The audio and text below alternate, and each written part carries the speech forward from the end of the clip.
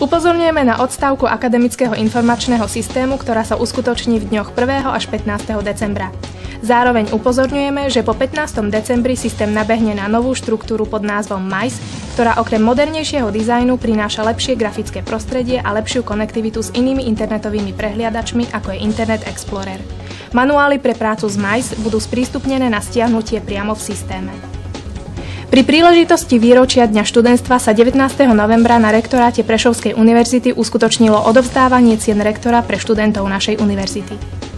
Šikovných a úspešných študentov nikdy nie je dosť, najmä ak sa podieľajú na kvalitnej reprezentácii svojej školy, fakulty či univerzity.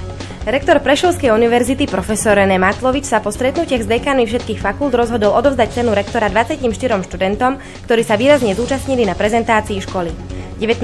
novembra si významné ocenenia prevzali z rúk pána rektora tí najlepší. Niekoľkých ocenených študentov sme sa priamo na mieste opýtali na ich pocity. Cítim sa super. Cenu som dostal za implementáciu MICE a organizovanie konferencie Medzinárodný manažment 2008. Je to ocenenie za to, že bola na našej pedagogickej fakulte prvá detská univerzita. Rektor nám poskytol pár slov o ocenených študentoch.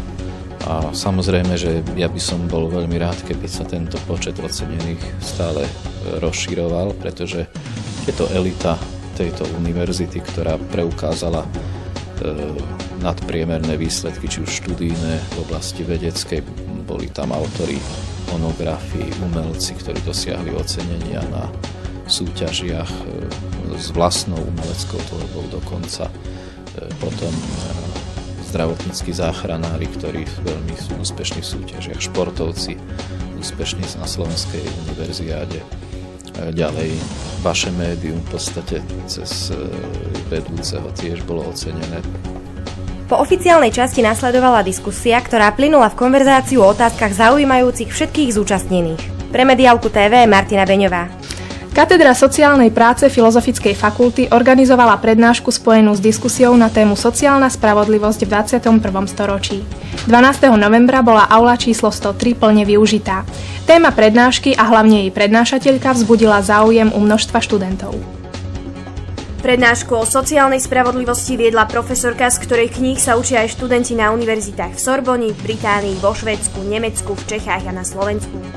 Profesorka sociológie, hlavný odbor sociálna politika, sociálna spravodlivosť, pôsobím na viacerých univerzitách so skúsenosťou z univerzít v zahraničí, od Spojených štátov cez celú Európu. Jeden čas ministerka práce, sociálnych vecí a rodiny, teraz poslankyňa Národnej rady Slovenskej republiky. Odborná prednáška na akademickej pôde spĺňala akademické požiadavky, čo si mohli odkontrolovať aj kolegovia z Národnej rady. Pokúšala som sa naozaj zadefinovať princípy sociálnej spravodlivosti, typy solidarity, ktoré sa rôznym spôsobom kombinujú, aby sme dosiahli sociálne spravodlivú spoločnosť, a ilustrovala som to na konkrétnych príkladoch rôznych krajín Európy, aj s tým, aký je momentálne trend a kam vlastne spejeme pri vytváraní nového modelu sociálnej spravodlivosti. Tých práv je mladučký. Zrodil sa na troskách a po skúsenostiach veľmi bolestivých z prvej a druhej svetovej vojny. Zrodil sa ako výzva, ako usporiadať svet.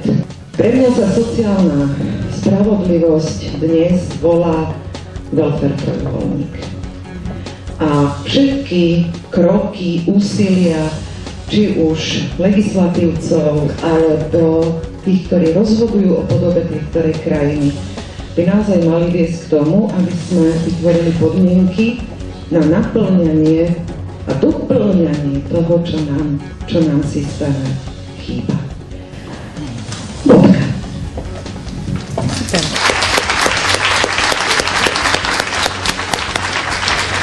Naplnená aula, pozorní poslucháči a rozvinutá diskusia. Takáto je stručná charakteristika prednášky, ktorá naplnila očakávania.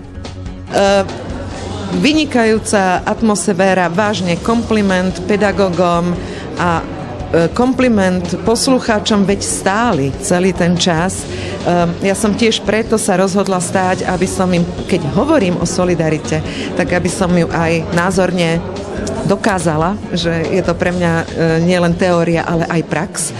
A kládli naozaj veľmi dobré otázky. To boli otázky vzdelaných, zorientovaných študentov.